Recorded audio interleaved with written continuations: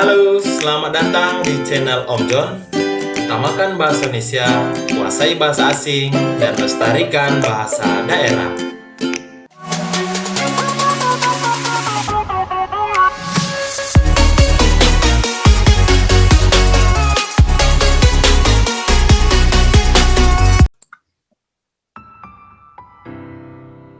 Assalamualaikum warahmatullahi wabarakatuh. Salam sejahtera bagi kita semua. Selamat datang adik-adik mahasiswa peserta calon magang industri prodi robotika tahun ajaran 2020-2021. Perkenalkan, nama saya John Herikson Purba, MPD. Nah, saya selaku dosen koordinator magang. Nah, di sini saya akan menjelaskan beberapa informasi yang akan kalian lakukan atau beberapa persyaratan dan administrasi dalam melakukan kegiatan magang industri. Nah, di sini langsung saja kita mulai. Nah, adik-adik mahasiswa boleh nanti membuka di e-learning masing-masing di course magang industri. Nah, di dalam course magang industri ini tentu di dalamnya ada beberapa penjelasan, tata laksana, informasi, dan segala jenis informasi yang akan kalian peroleh mengenai atau administrasi dalam proses magang industri. Nah, kita mulai saja. Ini di layar sudah tampil course learning mata kuliah magang industri. Nanti adik-adik mahasiswa boleh membukanya. Nah, yang pertama di sini ada tahap pembelajaran atau tahap pelaksanaan proses magang industri, ya. Nah, di sini dapat kita lihat. Nah, yang pertama di sini dari syarat mahasiswa yang boleh melaksanakan magang industri. Nah, kemudian tentu ini sudah saya jelaskan pada pertemuan sebelumnya. Nah, sekarang kita fokus ke tata pelaksanaan proses magang industri.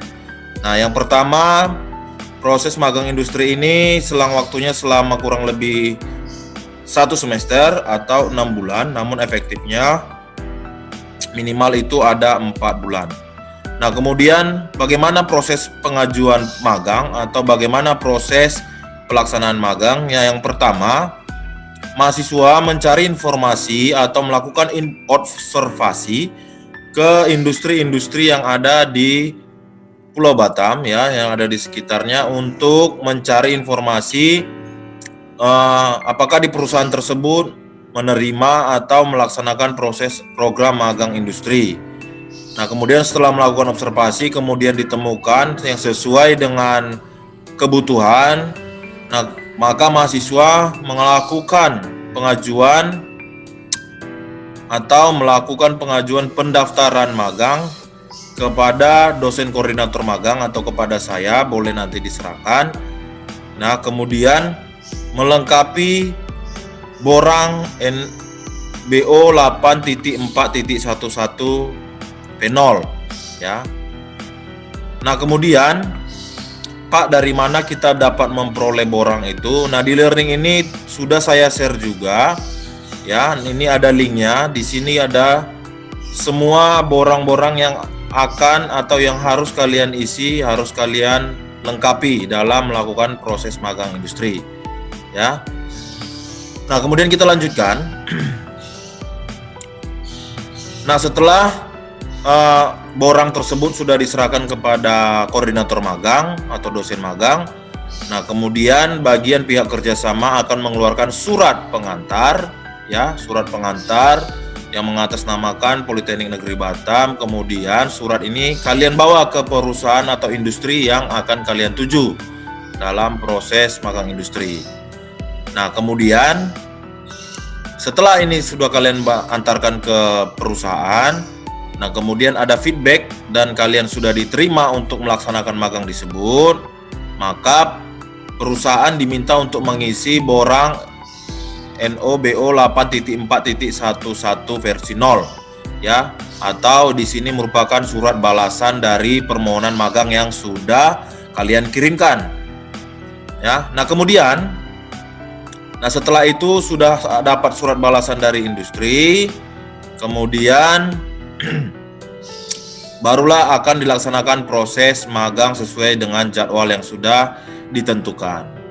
Nah, pertanyaannya di poin E, mahasiswa hanya boleh mengajukan permohonan magang kepada satu perusahaan.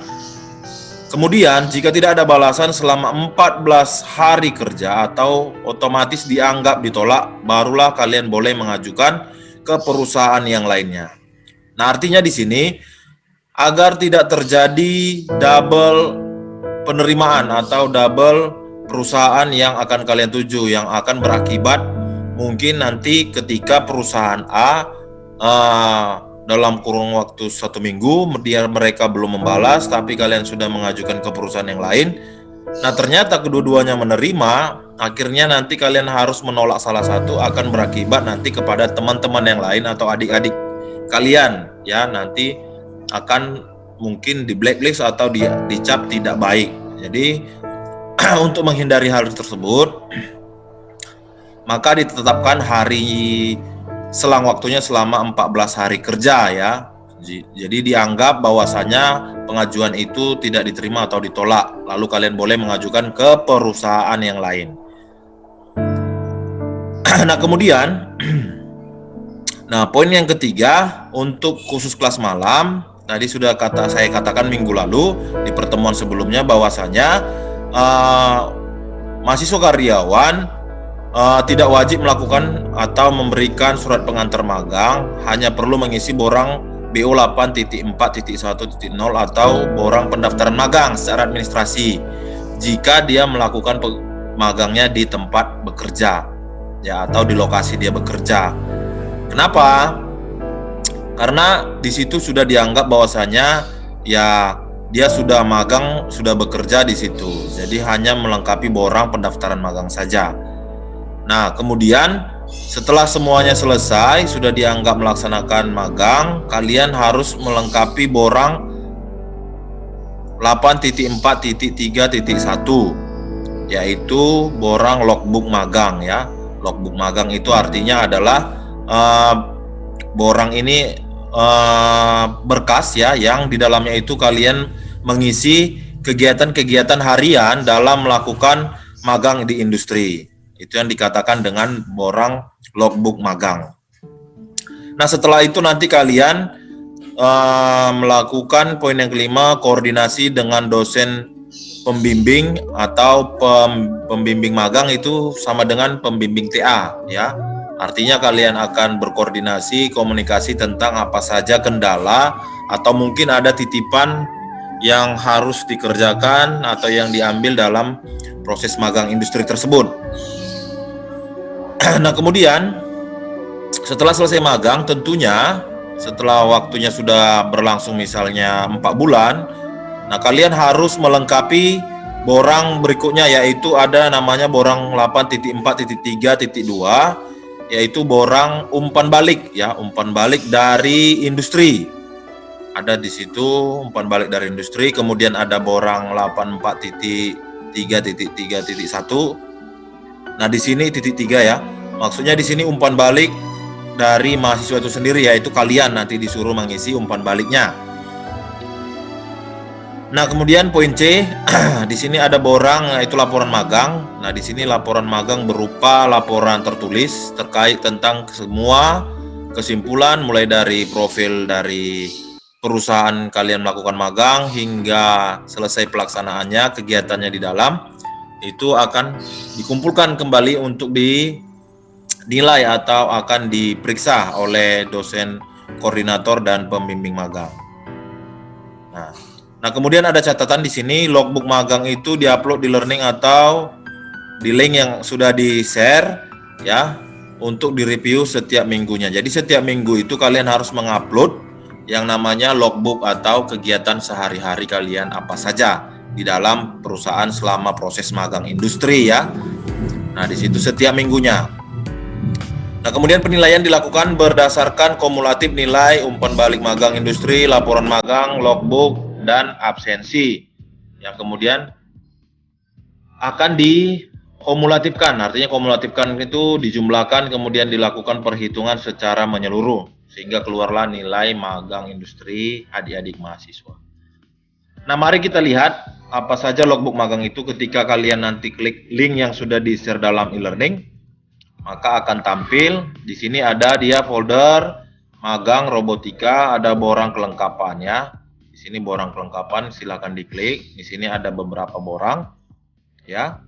Di sini ada borang pengantar, kemudian borang permohonan, pendaftaran, kemudian logbook, umpan balik dan sebagainya ya. Di sini harus kalian isi. Nah, kemudian di sini nanti ada umpan balik ya. Mana di sini borang umpan balik dari industri. Nah, di sini ada nilai ya, tentunya di sini ada beberapa pertanyaan yang harus diisi oleh perusahaan ya, mungkin nanti diwakili oleh pembimbing industrinya ya di lokasi. Nah, di sini dia akan memberikan nilai berdasarkan pengalaman atau kegiatan kalian yang sudah kalian lakukan di sana. Ada penilaian etika, keahlian bidang ilmu, berbahasa, teknologi informasi, komunikasi, kerjasama tim, pengembangan diri ya. Di sini ada indikator penilaiannya. Nanti bisa disampaikan kepada pembimbing industrinya ya.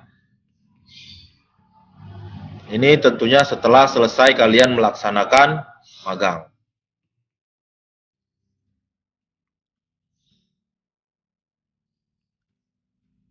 Nah, kemudian kita masuk lagi ke selanjutnya.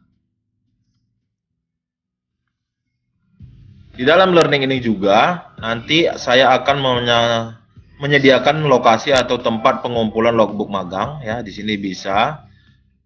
Kemudian ada juga nanti saya lakukan yang namanya seleksi penerimaan mahasiswa untuk ditempatkan industri yang sudah bekerja sama dengan kampus ya. Ada beberapa, misalnya ada PT Ember Karya, PT Flextronic.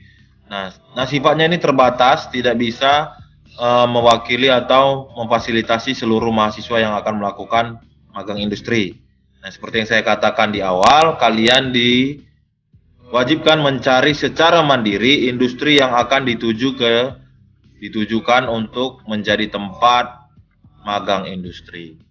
Nah, itu dia sekedar penjelasan mengenai administrasi proses magang, baik dari borang, kemudian tahap-tahap, step by step pelaksanaan magang industri.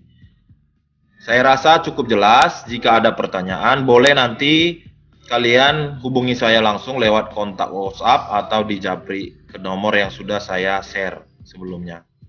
Oke, sampai di sini pertemuan kita. Mudah-mudahan dapat bermanfaat dan menjadi gambaran atau referensi untuk adik-adik mahasiswa sebelum melakukan proses magang industri. Sampai di sini pertemuan kita. Akhir kata saya ucapkan terima kasih. Assalamualaikum warahmatullahi wabarakatuh.